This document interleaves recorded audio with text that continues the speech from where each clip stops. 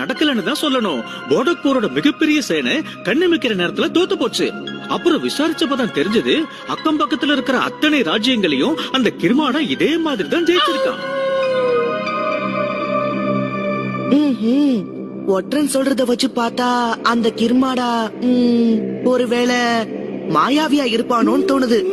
அப்புறம் எதுக்காக இந்த தூதுவன் அவங்களுக்கு போய் சேரத்தான் போகுது.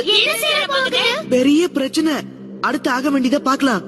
மகாராஜா, சேனாதிபதி, நாம யுத்தத்துக்கு வேண்டிய ஏற்பாடு செய்வோம்.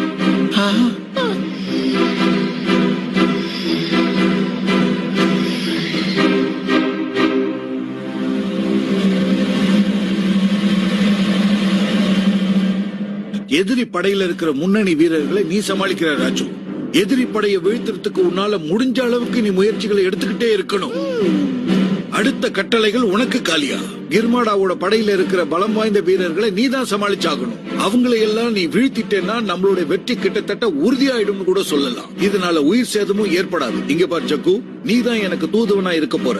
எதிரி படையோட ஒவ்வொரு அசைவையும் நீ தான் அப்பப்போ என்கிட்ட வந்து சொல்லிக்கிட்டே இருக்கணும்.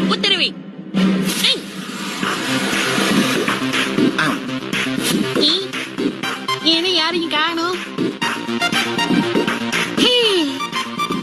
டோலு போலு கவனிங்க.